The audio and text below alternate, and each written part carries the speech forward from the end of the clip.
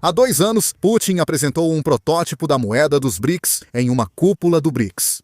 A visão dele, eliminar o dólar americano e criar uma nova ordem mundial com Rússia e China no centro. Pois é, adivinha só, 2 anos depois, ele está implorando para voltar ao sistema do dólar. A Rússia acabou de enviar um memorando aos Estados Unidos propondo abandonar completamente a desdolarização. Eles querem voltar para o sistema financeiro americano, inclusive para transações de energia. Isso foi uma semana depois que Xi Jinping anunciou que quer que a moeda da China se torne a reserva global. E agora Putin já está tentando traí-lo.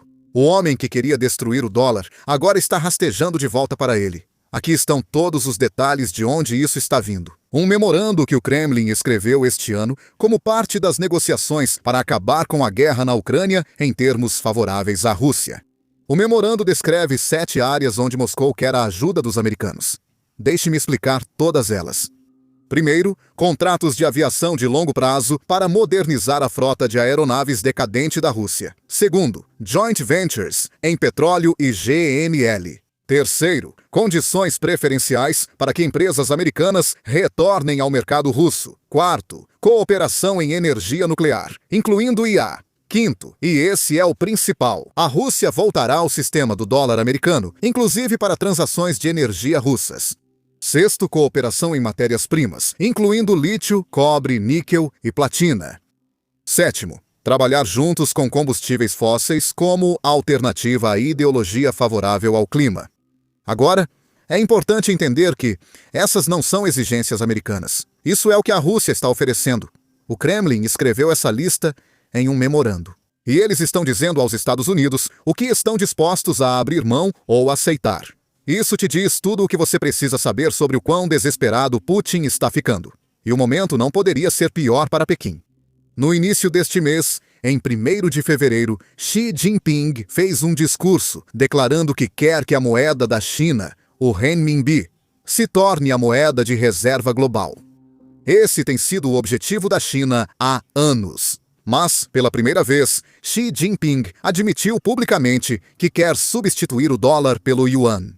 Bem, apenas algumas semanas depois, a Rússia diz: na verdade, queremos voltar ao sistema do dólar. Putin está pronto para abandonar a China, abandonar o BRICS e abandonar tudo o que vem construindo há uma década só para se salvar e se manter no poder. E aqui está a ironia: Putin nem estaria nessa guerra sem a ajuda da China. Já mostramos como a China financia os esforços de guerra da Rússia, fornecendo 60% do dinheiro necessário. Além disso, eles têm fornecido componentes para drones, tecnologia e apoio político. E agora, Putin está pronto para traí-los. No momento em que for conveniente... É Xi Jinping e o governo chinês. E eu tenho muita clareza de que Putin já teria perdido se não fosse pelo apoio chinês que ele conseguiu. Então, as manchetes muitas vezes são dominadas pelos norte-coreanos, enviando cerca de 12.000 soldados para lutar em Kursk, ou os iranianos bem no início fornecendo a ele tecnologia de drones. Mas o peso, por assim dizer, vem da China. Sempre que menciono a desintegração dos BRICS, bots chineses, russos e outros dão dislike no nosso vídeo. Então, se vocês puderem tirar um segundo e clicar no botão de curtir e se inscrever aqui embaixo, isso realmente nos ajuda muito. Então a pergunta é, por que Putin trairia seu aliado mais importante? Como vocês devem ter imaginado, a resposta é a economia russa, que está entrando em colapso e ficando sem opções. Pela primeira vez em anos, a Rússia reduz a produção de petróleo por 3 meses seguidos, mesmo com a queda dos preços. Mas por que Putin faz isso? Há alguns motivos. Primeiro, uma razão é meio óbvia, já que os preços estão caindo. Para a Rússia, simplesmente não é lucrativo extrair petróleo do solo e depois vendê-lo. Eles perdem dinheiro apenas extraindo petróleo. Além disso, as sanções estão funcionando e os países não querem mais comprar petróleo russo. E além disso, não só os Estados Unidos, mas até mesmo países europeus estão apreendendo navios da frota fantasma russa. Então, Putin realmente não tem como contornar as sanções e entregar petróleo para os países para os quais ele quer vender. Isso nos leva ao último ponto. Recentemente, a Índia, segundo o maior cliente da Rússia, anunciou que prefere comprar petróleo venezuelano ao invés do russo. A Índia saiu, a China está comprando tudo o que pode, e a Rússia não tem mais para quem vender. Isso é um grande problema. O petróleo representa cerca de 40% do orçamento russo e financia a guerra na Ucrânia. Para vencer uma guerra, é preciso dinheiro, dinheiro e dinheiro, e Putin está ficando sem todos. A situação na Rússia está tão grave que até os principais propagandistas de guerra de Putin, pagos para mentir na TV estatal, agora denunciam abertamente o colapso econômico. Ouça só. Qual é nosso objetivo? A guerra vai acabar, venceremos, grandes pessoas voltarão da linha de frente. O que as espera? Uma economia preparada para gerar empregos para 500 mil, para que pessoas que estão acostumadas a ganhar salários acima de 200 mil rublos, cerca de 2.610 dólares americanos, aceitem pelo menos 150 mil, cerca de 1.960 dólares americanos. Claro.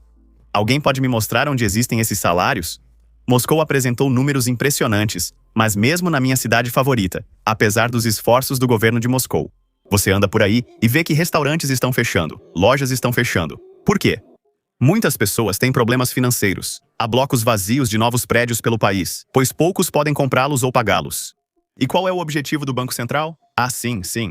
O principal é evitar palavras difíceis, como estagflação. Se tudo está ruim e não lidamos com esses indicadores, usamos o termo técnico. Não vivemos uma recessão comum, mas uma técnica, caracterizada por crescimento negativo. Essa enrolação verbal tem algum objetivo? Me explica.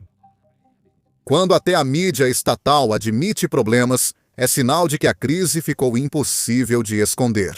E não são só os propagandistas do governo. Economistas russos denunciam publicamente o desastre econômico e, mais importante, culpam diretamente Putin. Dizem que Putin perdeu a guerra e arruinou o futuro da Rússia. Esse tipo de dissidência era impensável há apenas um ano. E agora está se tornando cada vez mais comum. Aqui, temos um economista russo, Dmitry Orskin. Ouça o que ele disse. Putin entende isso. Putin entende que vai ter que negociar. Então, e o fato de toda essa retórica pomposa ter se resumido a alguns milhares de quilômetros quadrados de território desocupado, ainda não conquistado, significa que a ideia de conquistar Kiev, fazer um desfile da vitória lá, já se apagou há muito tempo, perdeu força e não é mais relevante. Esse reunificador das terras russas, esse espetáculo dele fracassou porque ele descreditou a ideia russa, se é que ela existiu algum dia. Ele descreditou a cultura russa, ele descreditou a língua russa.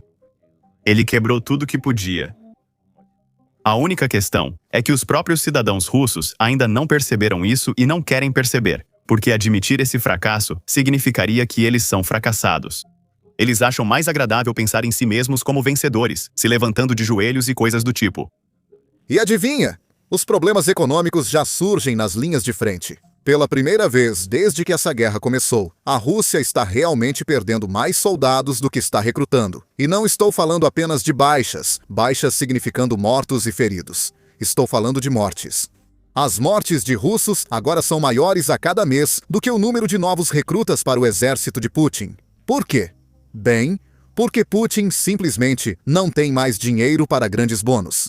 Lembra que no outono passado comentamos como os bônus de assinatura russos podiam transformar alguém em milionário rapidamente? Em várias regiões da Rússia, os bônus chegavam a 3 milhões de rublos só por assinar contrato para ir à linha de frente.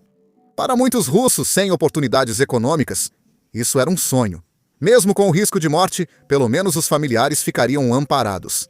Mas isso agora está mudando. Os bônus estão caindo drasticamente, e os russos também estão percebendo que os riscos são muito maiores do que o governo lhes disse. Mais baixas, mais mortes e menos recrutas. A matemática está jogando contra Putin, e a China está observando tudo isso. Eles veem Putin pronto para traí-los, veem a economia da Rússia entrando em colapso e estão tomando suas próprias medidas. Ontem, o ministro das Relações Exteriores da China, Wang Yi, encontrou-se com o ministro da Ucrânia. Aqui está a parte importante. A China realmente prometeu enviar pacotes de ajuda energética para a Ucrânia. Pense bem nisso. O suposto aliado incondicional da Rússia agora envia ajuda à Ucrânia. Pequim está apostando dos dois lados. Se a Rússia colapsar, a China quer estar posicionada do lado vencedor. Então, como essa guerra termina? Bem, Não no campo de batalha, mas na economia russa. Aqui temos o chanceler alemão Friedrich Merz explicando isso na cúpula de Munique, justamente hoje. Na minha opinião pessoal, essa é a minha visão. Essa guerra só vai terminar quando a Rússia estiver, pelo menos economicamente e talvez militarmente, exausta.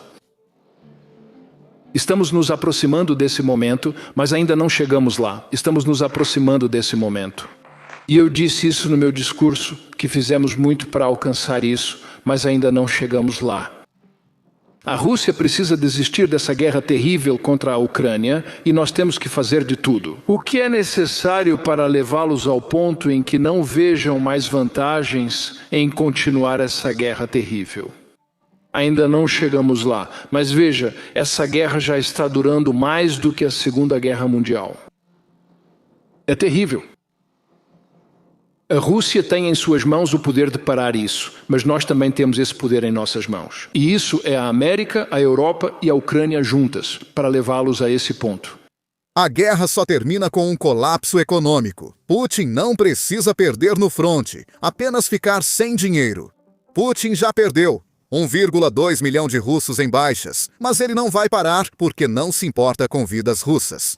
Mas ele realmente precisa de dinheiro para continuar lutando, e a cada dia ele está recebendo cada vez menos dinheiro para financiar sua guerra. Isso é tudo que eu tenho para vocês. Meu nome é Sam e eu vejo vocês no próximo vídeo.